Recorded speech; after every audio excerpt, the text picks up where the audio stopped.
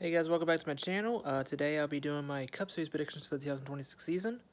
Cup Series season is going to start around the corner. Next week is that time I'm recording this video for Bowman Gray and for the Clash. And without further ado, let's get right into my predictions for the 2026 season based on the drivers and the teams they're driving for. Starting off, we got Trackhouse Racing. They're going to have 3 cars full time with Wash Chastain in the 1. The new kid on the block, Connor Zillage, will be in the 88. While SVG, Shane Van Gisbergen, who was in the 88 last season, will move over to the 97. But basically, the SVG will have his same team that he did in the 88, and the 88 and Connor Zillage's team will be basically the 99 with Daniel Suarez last season. So starting off with Wash Chastain, my predictions for him, he should be a contender for the chase. He got a win last season in the Coke 600, beating William Bounds straight up, and his engineer of William Bounds' engineer last season, Brandon McSwain, will actually be Wash Chastain's crew chief, funny enough. So Chastain will have a new crew chief. Phil Sorge is no longer with along with the number 1 team. So new crew chief for Wash Chastain. So hopefully he gets that 1 team back up to form, get back up to competing for wins and compete for the championship this postseason. Next we got Colin Zilich in the 88, the young phenom, the young protege, I guess you call it. I don't know who he'd be a protege of, but the young kid on the block, let's call him that. Had almost a record season in O'Reilly, won 10 races, got the call up to move to Cup full time. It was basically confirmed, was kept secret ever. He'd be replacing Daniel Suarez.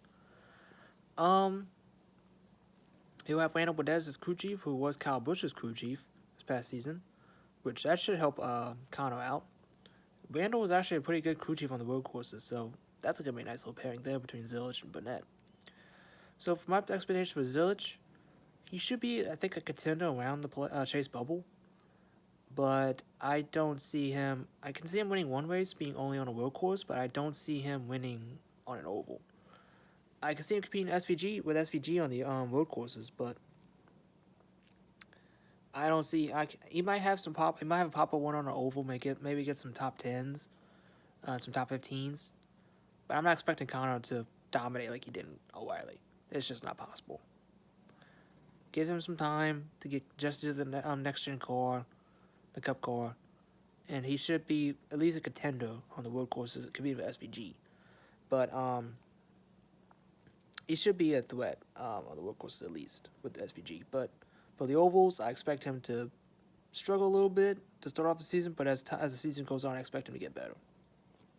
He's a quick learner. He has, like many people have said, he has the mentality of like a 35-year-old, and he's only 19. So, and he's like a sponge. He kind of like Raja Karuth. He's like a sponge. He takes in all the information and he uses it to his advantage. So, I expect Connor to be a threat and compete with SVG on the road courses. Now, speaking of SVG, won 5 of the 6 road courses last season, dominated the road courses. He looked like a little vulnerable at the Roval, but he still won by 15 seconds. And they won by 10 seconds at Watkins Glen. So, Sonoma, restart after restarts, but nobody could touch him. Chicago, didn't have the best car there, but Michael McDowell I think had the best car, but then McDowell's throttle stuck and ended his race. And then Coda was the only one that he really wasn't him. He was there, but he didn't have to dominate speed like he did the other road courses. However, he did get better on the ovals last season. He did. He was winning top 10 in New Hampshire. The race after he got eliminated in Bristol, which is honestly awesome. Got taken out by Brad Keselowski, who made I think like 5 wide off of turn 2 in New Hampshire for some reason. And he got top 10 at Kansas, came home 10th, which is great. He's adapting. He's adapting and he's learning on the ovals, which is awesome to see. It should be a guaranteed threat for wins on road courses this season. He should continue to improve on the ovals, especially with a new format that really doesn't favor him. But he should get better on the ovals. He should be getting more top 15s, more top 10s, and should be getting top 20s almost every oval, almost. And he's a big wild card for the chase. He could make it, he could not. It just depends on the ovals, honestly. He could win all the road courses in the regular season, 4 of them, and he could not make the chase because of his performance on the ovals. So he's a big wild card to me. If he picks up on where he left off on the ovals, he should be almost a guarantee of a play around the playoff bubble, a chase bubble. However, if he's still struggling on the ovals like he did last season for a little bit, then he's probably not gonna make the chase. Even though he probably wins all the road courses. We'll see. It sounds like they'll be bringing back the Project 91 card. They only had a one-off last season with Helio Castroneves for the Daytona 500. So hopefully, it doesn't sound like they'll enter that card again for the 500, but hopefully, they bring back that Project 91 card for some world-class superstars on the road courses. Because that basically what brought SVG in NASCAR was that car and that win in Chicago back in 2023. So I think really hope to see the 91 car back on track, though. I would really love to. Next, we got Team Penske. Same trio. Austin Cindric in the 2. He's really got... This is a make-or-break season for Cindric.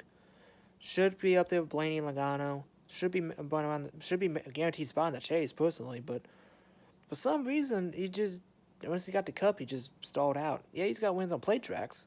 But he's supposed to be a certified road course racer, and he's done jack on the road courses since the next gen car. I don't know what's up with Cindric, but if he doesn't have another good season, if he doesn't have a good season like he should have had already the past few seasons, he could be out of that 2 car. He could be back in O'Reilly for Penske, or he could probably switch. He'd probably put him in the 21, and then have probably Josh Berry put him in that 2, or somebody else in that 2 car for 2027. So this is like a make-or-break season for Cindric. He's got to get better on the ovals. He can't win on a plate track or a road course. Not a road course. He can't win at least a plate track. Penske really good on plate tracks, yes, but he's got to compete better on the ovals. He can't be winning 20th, and then Blaney's up here leading, and then Logano is winning top 10. Like, he can't be 20th in a Penske car. You just can't. You got to be up there with Blaney and Logano. There's no other way around it. There's really not. Ryan Blaney in the 12. He's been carrying Penske for the past few seasons, which is kind of surprising. You would think Logano would be the one carrying the team, but no, Blaney is. But it should be, again, a threat for the championship. I think this format kind of plays to his style a little bit. Penske was like the playoff king this past season, but I think this chase format really suits Blaney's style because he has the speed like week in and week out to compete for wins. So, especially on the play tracks, like I mentioned. So, So, I expect Blaney to get multiple wins, compete for the championship. And he should be carrying Penske again on his back, which personally I don't think he should, but hey, he gets the job done. And then we got Joey Logano, new look and everything. Maybe he'll be more aerodynamic. Maybe he could be a little more festive and have more speed in that 22 car, instead of the lackluster seasons that he's had since 2023.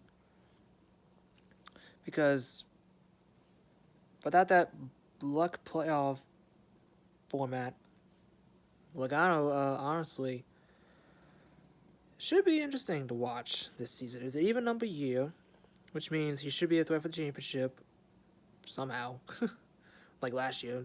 Not like 2024. Somehow won the championship. Or the playoff format. But with the chase format, I don't know how this is gonna feel for Logano. He should make the chase. He should be a lock for the chase. And he should be a threat for the championship as well, along with Blaney. So I don't know how Logano's going to do in 2026. He's like SVG. He's a wild card too. I just don't know what to say about Logano. He should be carrying Penske. He should be winning races. He should be competing for the championship. But Blaney's doing that, and he's not. I don't know what to say about Logano, personally. Maybe the new hairdo might give some of his mojo back, and maybe see that old Logano again. like the past few, like early 2010s, late 2020s, or early 2020s, I should say. Hopefully, we'll see.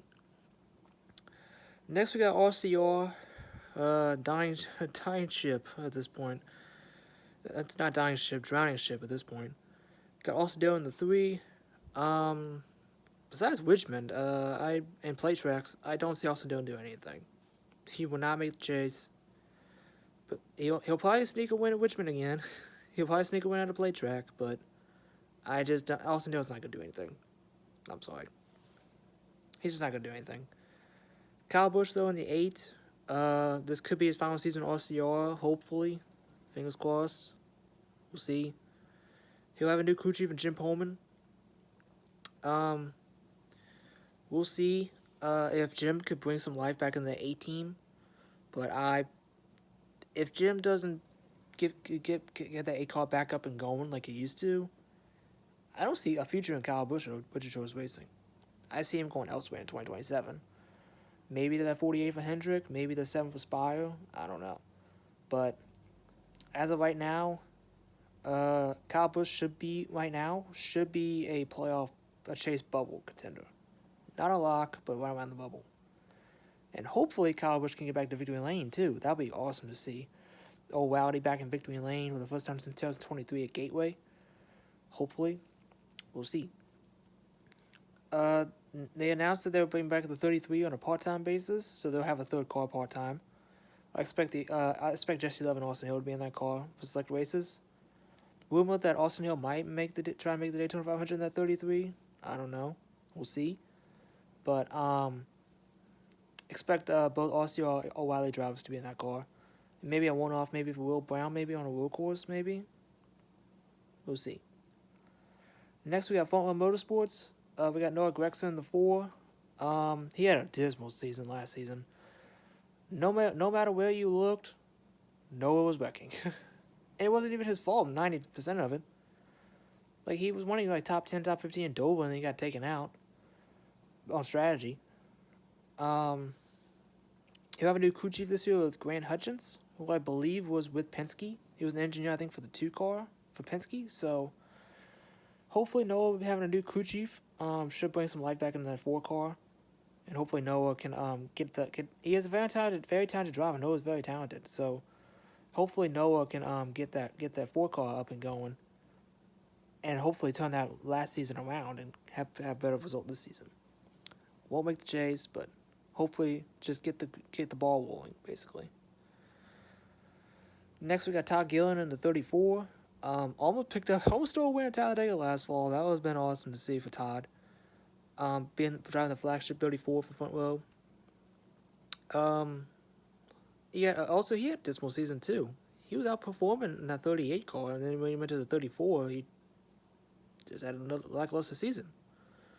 Hopefully Todd can get that 34 going again, and hopefully Todd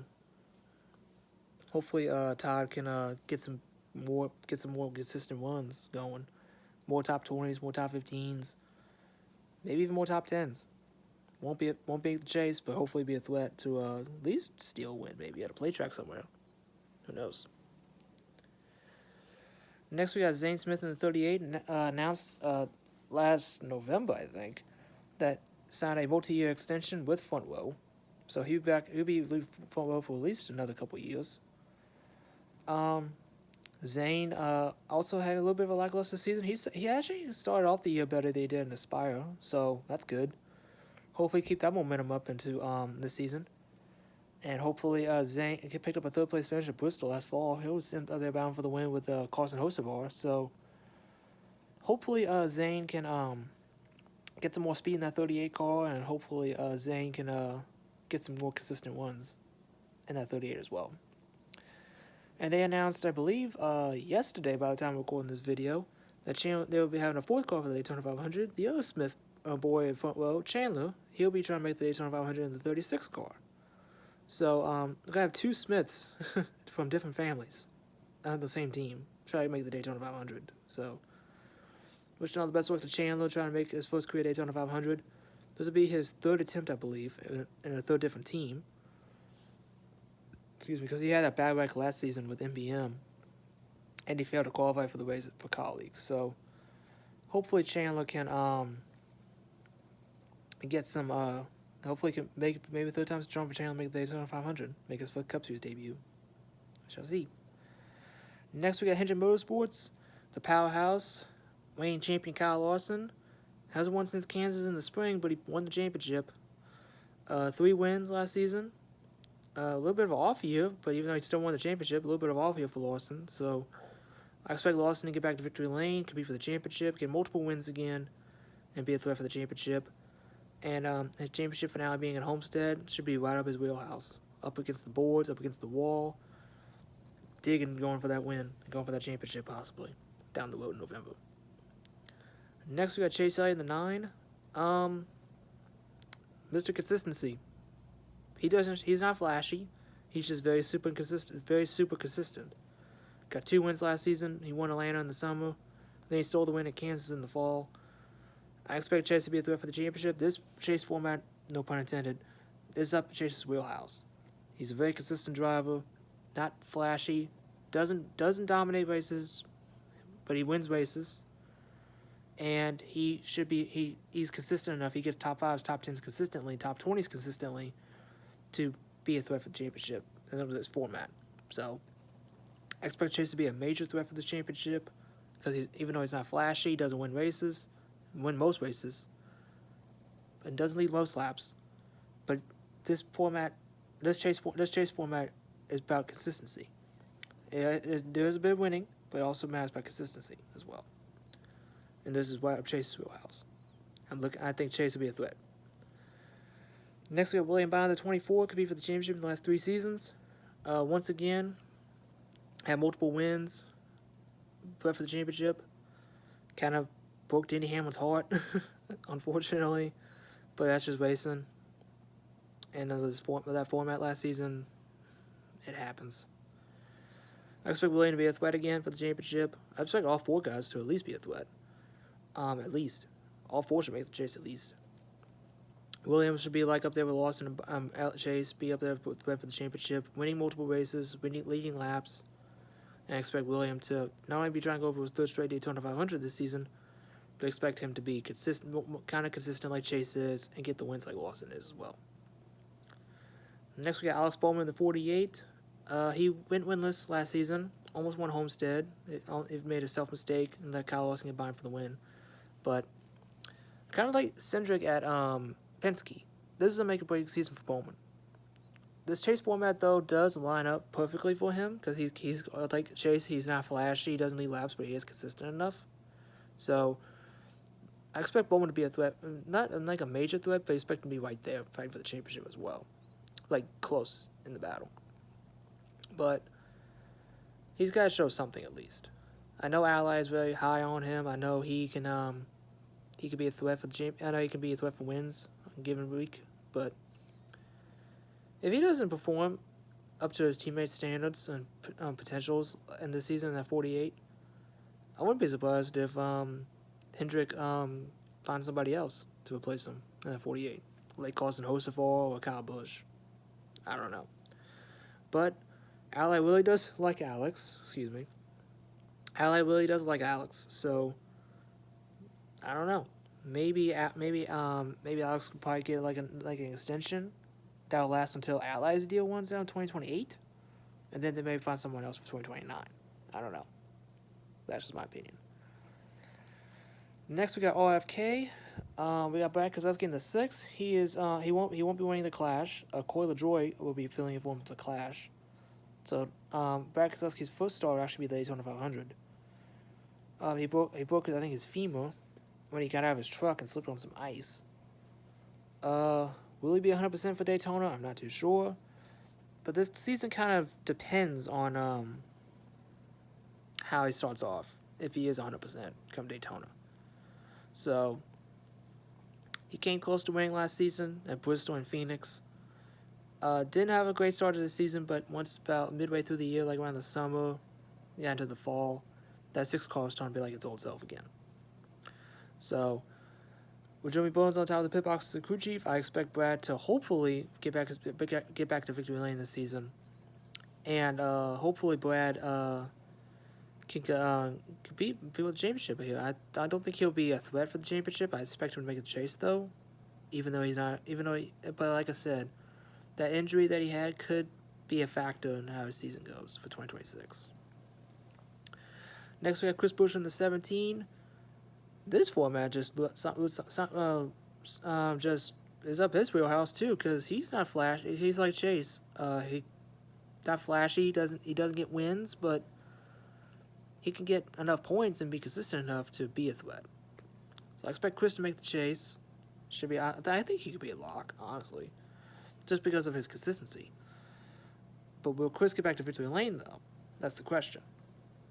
I feel like he can. I feel like he can outperform the car, I think, better than Brad. Maybe better than Priest, but I don't know. We'll just have to wait and see.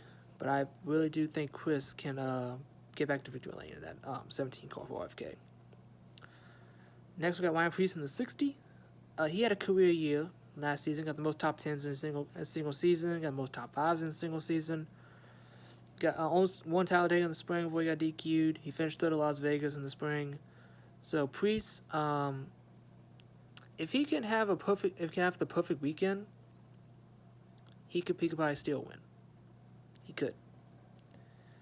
However, I would love to see Preece win. I would love to see him get his first career win. However, I just don't think, compared to Brad and Buescher, that I don't think he will get that win. He can, and he'll probably be in the chase as well. But right now I just don't see. He did finish the season strong though. I believe he got 5 top 10s in the last 6 races, which is great. If he has that kind of season to start off with, he could get a win really quickly. But it just depends on the team and how he executes pit road and the pit crew executes and all that. It really depends on them too, not just Preece. But as long as he doesn't flip a Daytona again, I think he'll be okay. If he doesn't flip a Daytona again, I think we'll be fine. I think Preece will be fine. Should make the chase. He should be around the bubble though. Not like Buescher should be a lock or Keselowski be a locks. He'll be around the bubble, but I think he'll get in. Next we got Corey LaJoie. Like I mentioned, he'll be filling in for Brad in the 6th in the Clash. Excuse me. I don't know how he's going to do in the Clash. I really am not expecting much out of him at Bowman Gray, but who knows. But for the Daytona 500, he'll be winning the 4th car for RFK, the 99, bringing back the 99 back into the Roush camp. And how LaJoie is on play tracks in a car like RFK, if he can lock himself into the Daytona 500 on speed or through the duels, he'll be a threat. He'll be a threat for the Daytona 500. He was a threat last season in a Rick Ware car in the 0-1 for crying out loud. So RFK is definitely better than Rick Ware. So honestly, if LaJoie is up there fighting for the win of the Daytona 500 in that 4th RFK car, I would not be surprised. And if he won the race again, I would not be surprised. LaJoie is a very underrated play racer. So, and especially in a car like RFK, that could line up perfectly for Corey.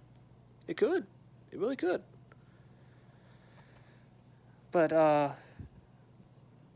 we'll see how it goes though. He's got to make the field first. He's got to make the 500. But I think he will. He should be one of the locks for the Daytona 500 because he's an RFK car.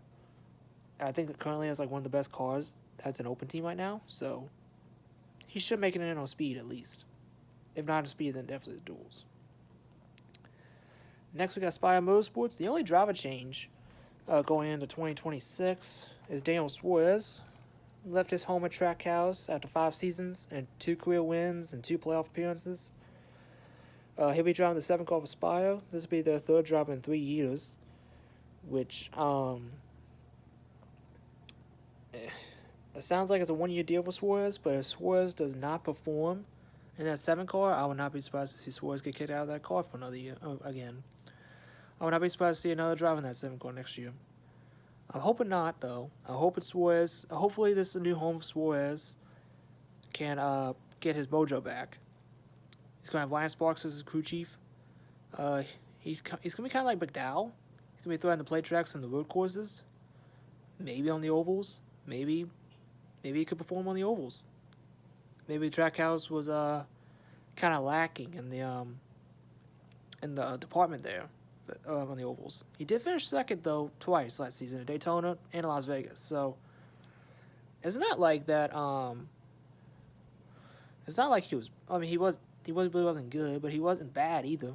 He showed flashes. It's just no speed and inconsistency. Maybe Spire being getting better over the past couple seasons. Maybe Spire could be the solution. Could be the answer for Suarez. Because I feel like if Spire gives him the car, like on a road course or a plate track, he could win. Kind of same thing with Michael McDowell. If he has another Chicago situation, McDowell can win. McDowell could be a threat. Unfortunately, though, I see all three of these guys at Spire, Hostafar, McDowell, and Suarez, to be chase bubble contenders. They're not locks. Hostafar, though, I think might be the best one out of the three. And I think Hostafar will be the one to get Spire the victory lane. Kid's way too talented. He drives the wheels off that Spire 77 car. But like I said, any one of these guys can win given the car and given the equipment.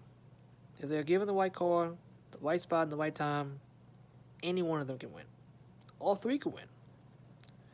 It just depends on what Spire can bring to the table in terms of car, equipment, and pit group. Spire is like a question mark right now. They could be really good or really bad, or in between. Next, we got Colleague.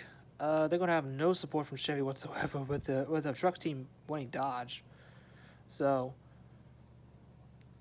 they're gonna have the scraps in the Chevy pipeline with Ty Dillon the 10 and Nate Jomding on the 16. Ty Dillon, if he has another one like he did in the in-season tournament, in-season challenge, like in the TNT section of the schedule in the summer, that could be his only highlight of the year, unfortunately, or show up on a plate race. However, Ty Dillon I don't think is going to do anything.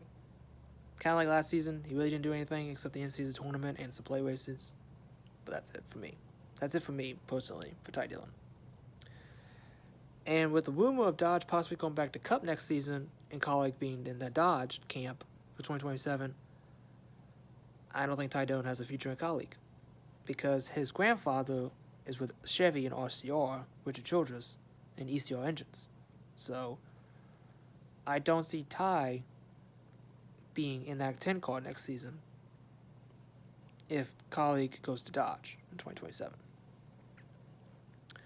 Jomding on the 16 though, kind of like Ty. I think he'd be a threat on the threat on the road courses, obviously, because AJ is a really good road course racer. Although Colleague, I really don't think gives him that car and equipment that he can perform with on the road courses. But I think on the plate tracks, kind of like Ty Dillon, he'll be a threat. But honestly, that's about all. That's all about a guy for Colleague. Honestly, I don't think they're going to do much this season with either one of those drivers. They could have a third car part-time, the 13. Excuse me. Apparently there's rumors that Butterbean, Justin Haley, or even Christian Eckes could make some one-off Cup starts in that 13. We'll have to wait and see if that's possible or true or not. Next, we got Joe Gibbs Racing. Danny Hamlin had the heartbreaker of a lifetime at Phoenix a couple months ago, and last month, actually. With the passing of his father, Dennis, and his mother being injured in the fire. Send my wishes to Hamlin and his family right now.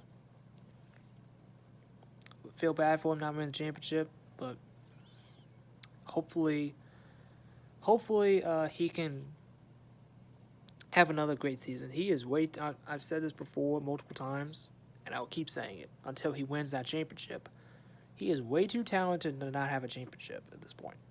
He is way too talented to not have at least one championship. He's got 2 more years on his basically Cup career at this point. This season and next season to get that championship. And if he continues to age like fine wine, he will be a threat for the championship. He will win multiple races, compete for the championship. He said he will be at the Clash, even though he's not. Although the passing of his father really is not helping, but and mentally, I should say. But Denny should be a threat at the Clash. He should be a threat most weeks, not road courses, because road courses he struggles at. That's the only thing Denny struggles at is road courses. But everywhere else, Denny should be a threat no matter what, and be a threat for the championship, and hopefully get that first career championship before his career is over. I really hope so. Next is Chase Briscoe in the 19. He had a breakout season last year, won 3 races, made the championship 4. Honestly, could have been a threat for the title. Honestly, had a career year. It seems to prove that Joe Gibbs made the right call, putting Briscoe in that 19, which I'm happy to see. I expect Briscoe to be in the same boat again, win multiple races, win the champion, be a threat for the championship. And I expect Briscoe to be a man on a mission. Knowing that he knows how the Gibbs car is handled now, he had to drive completely differently. He had to completely change his driving style from the Haas cars to the Gibbs cars. With the second season in that car, I think Briscoe can have another breakout season, win another set of multiple races, and compete for the championship. Christopher Bell in the 20, started off the season red hot last season, won 3 of the first 4 races, and then was ice cold all the way to the night race at Bristol. Which, got 4 wins, though, still a career high for Bell. I expect Bell to be a threat again for the championship. I expect him to win multiple races again. He could be one of the top 5 threats for the championship this season. I think the format kind of suits him well, too. Because Bell is a very consistent driver. He's kind of like a mix of Kyle Larson and Chase Elliott. He could dominate, win races, and lead a lot of laps like Kyle Larson. But he's also sneaky, consistent, and very underrated like Chase Elliott is. So, Bell is a very talented driver, and he's like a mix of Kyle Larson and Chase Elliott to me. So, Bell I think, will be a major threat for this championship. Probably be Toyota's top favorite for the championship, personally, in my opinion. Denny Hamlin will be right behind him in second. And then Chase Briscoe in third. Ty Gibbs, though, in the 54. Man. I don't know what to say about him. Should have probably won already at this point. I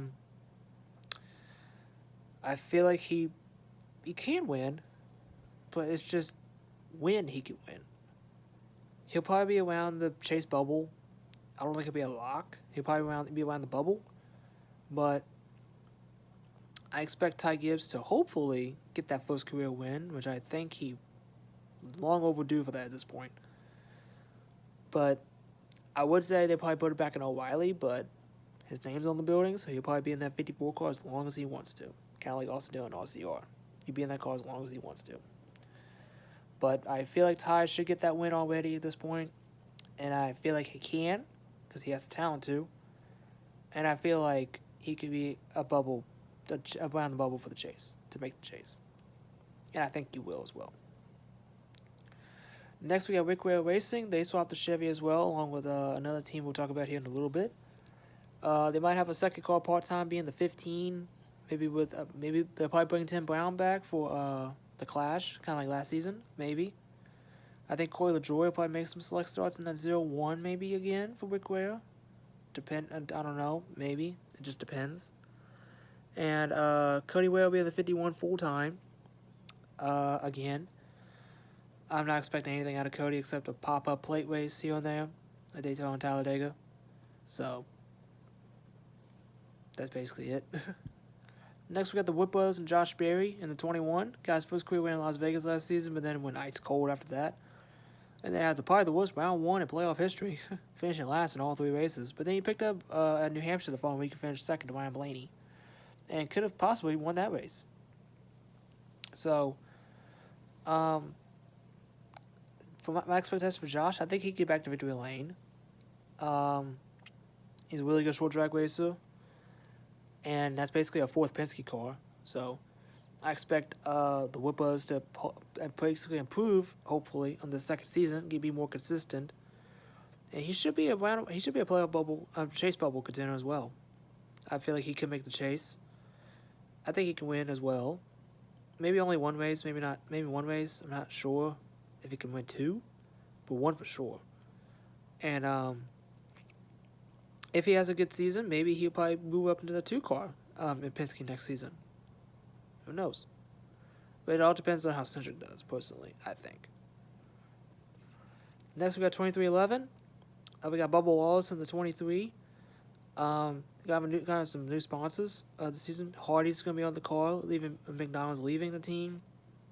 From what I heard, it's only been like 6 races, though. But still, major sponsor deal with Hardy's coming back in NASCAR as a sponsor. And official partner of NASCAR as well. Xfinity is stepping up to the plate, sponsoring more races for Bubba this season. Picked up that win finally, the Brickyard 400 last season, which was emotional and awesome to see. He had a career year too, as well for Bubba. So, my expectations for Bubba, I think he'll get back to victory lane again. I think Charleston Nike being on the Pakistan 23 team last season really helped out. And I think Bubba can get back to victory lane this season.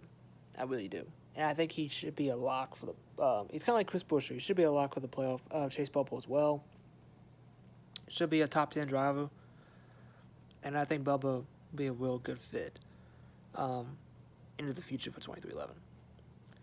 Next, we got Wiley Hoopston in the 35. Not expecting anything out of Wiley. He had probably one of the worst rookie seasons ever. Only had a best finish of 14th at Texas. He did have a good one going to Mexico, but spun out going to the stadium section, and Ricky Stenhouse Jr. about clobbered him. So, it probably pop up with the play races. That's it. I don't expect much out of Wiley. And I expect his future to be short-lived in the 35, as Corey Heim should be in that 35 car, but because of sponsorship and Monster Energy money, he's not. So hopefully, Wiley be out of that 35 next season, and Corey Heim be in that 35 next season. I really think. Next, we got Tyler Reddick in the 45. Had a kind of bad season for Reddick standards. Had 3 wins, made the championship 4 in 2024, but last season, almost missed the playoffs entirely, and didn't go to victory lane. All could be his worst season 23-11 so far. Worse than his first year. So hopefully Tyler Reddick gets back to victory lane. Hopefully Reddick should be a lock for the playoffs or chase. And Reddick should be hopefully a threat for the championship. At least a top 10 threat. Because Reddick being outperformed by Bubba last season was out of the ordinary. I don't know if Reddick was out of it mentally or what, but I know his son was dealing with has some health concerns at the end of last season, which that might have had some effect on him. But hopefully his son's doing a lot better, and hopefully it might have been his son or his daughter. I think it was his son. I think he has a daughter. It was one of his kids that had a health concern last season, but hopefully they're doing okay. Hopefully he or she's doing okay, and hopefully Reddick can be back on his normal form and get back to victory lane and be a threat for the championship in 2026. Next, we got Corey Heim, who will be part-time for 23-11 and 67. Sounds like he won't be full-time in any series, which is kind of sad. For a reigning champion of the Truck Series, not being full-time in any series is just a joke within itself. But whatever. Corey Heim, I think he'll be winning about 10 to 12 races at least in that 4th car for 23-11. Apparently, at the moment, he might be trying to make the Daytona 500 as well, which that'd be huge for Heim. Heim time for a 500 win, maybe. Who knows? But reigning champion of the Truck Series should, depending on what races he wins, he should be a contender, at least for like top 15s, maybe top 10. Because he finished 6th out of nowhere at Bristol last fall. So I think Corey Heim could shock a lot of people in the Cup Series and field and get some consistent top 15s and top 10s maybe.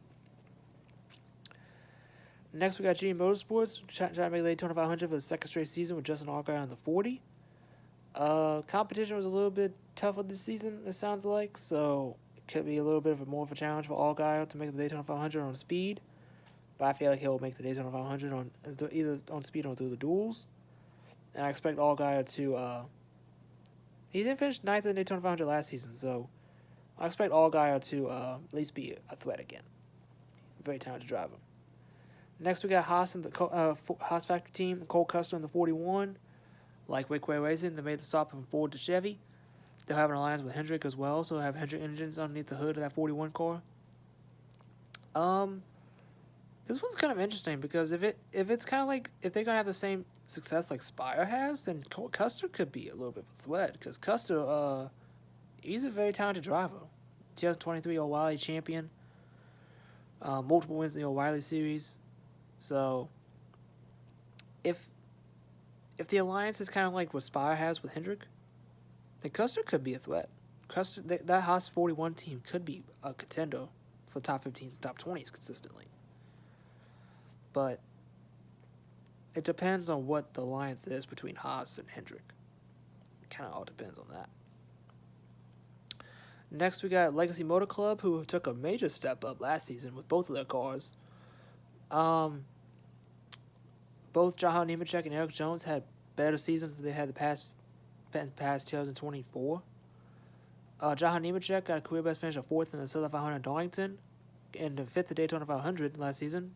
First two career top 5 finishes for John Hunter. Almost shocked the world, won the Southern 500 last fall at Darlington. And had a career year. I think he finished like somewhere in the 20s in points, like 24th or 25th, something like that. So my expectation for John Hunter is to keep on building on that. Should have some more consistent ones. Have some more pop-up ones in top 15, top 10, or top 5 even. Could be a threat maybe for a win somewhere. But I expect John Hunter to build on that from last season and head into 2026. Be like a Chase Bubble driver, like top 20 in points. Same can be said with Eric Jones in the 43. Finished 3rd in the Southern 500 behind Tyler Reddick and Chase Briscoe. He's going to have a new crew chief this season with Justin Alexander, who was Austin Dillon's crew chief for a number of seasons. So Justin is a very good crew chief. So that combination with Eric Jones, who's a very talented driver, that could be some success there. That 43 team, Eric Jones. So I expect Jones to kind of be like John Hunter and be a Chase Bubble contender. He could shock a lot of people and make the chase itself. Like that's kind of potential that Jones has in that 43 team. So while I personally don't think he could make the chase, he could be a threat for the playoff bubble. He really could. Next, we got Jimmy Johnson, the 84. Sounds like he'll only make 2 starts at least. First one will be the Daytona 500. He has a guaranteed spot by taking the OEP, or the Open Exemption Provisional.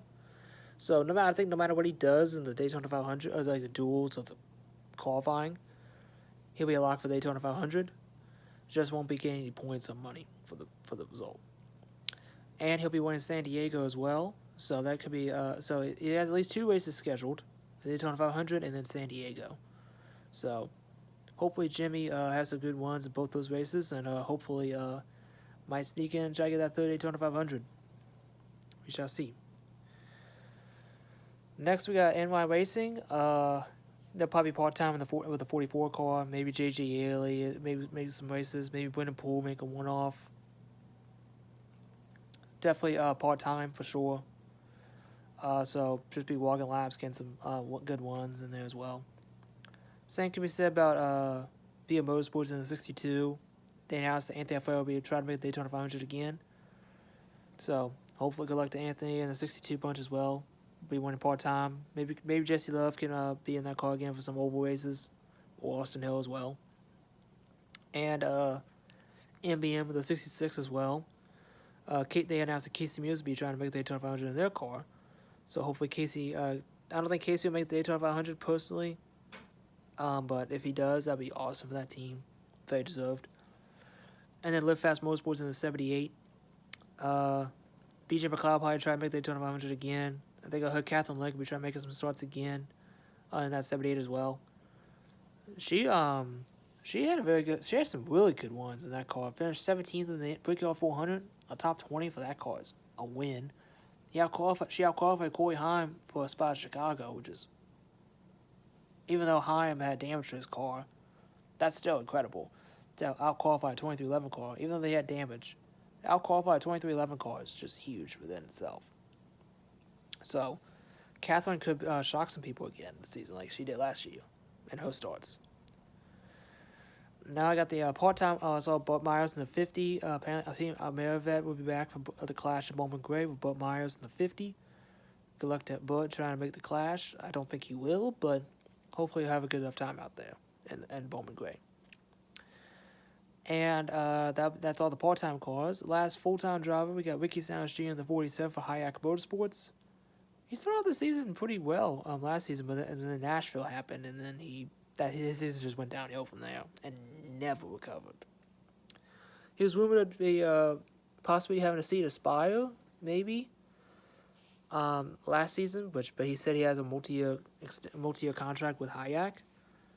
So there could be a possibility that he could still end up at Spire somehow. Maybe McDowell could maybe go down to the Truck Series program for Spire full time, and maybe Stenhouse could take over that 71 and Cup full time. I don't know, but my expectation that's the future. That's like 1-2 years in the future. For this season though, for Stenhouse in that 47 car, I'm not expecting much out of him. I'm only expecting him to be up front of the plate races for Daytona, Atlanta, and Talladega. Other than that, I really don't see anything else out of Stenhouse in that 4017. But if he starts off the season great and gets some stage points again, he could be a threat for a chase spot. However, I don't see that happening, unfortunately.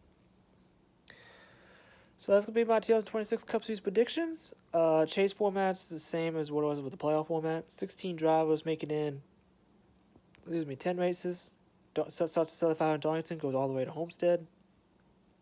From what it sounds like, I think NASCAR wanted to decrease it to about 10 or 12 drivers, but because of the contracts and sponsorship and all that with teams, because of the playoffs having 16 drivers in it, they kept it to 16. So maybe next season or 2028, they could shrink the field from 16 to 12 or maybe 10 drivers making in for the chase. But that's just basically the gist of it. That's why it's 16 drivers in the chase and not 10 or 12 like many people thought it would be. But Clash is coming up in basically a week from now by the time I'm recording this video. Can't wait to see some cars back on track. Fox is going to be starting it off again, which I'm not really looking forward to. However, they did Larry Mack tease that they have a new graphics package for Fox this season, so we'll see how that goes. But we'll see how Fox does. I'm not expecting much out of Fox, but hopefully they get better, because they're not good. They're just not. But hopefully they do get better. But that's just me hoping at this point. That's going to do it for me, y'all. Don't forget to comment, like, subscribe to the video, ring the bell to never upload. Hope you all enjoyed my predictions for the 2026 Cup Series season.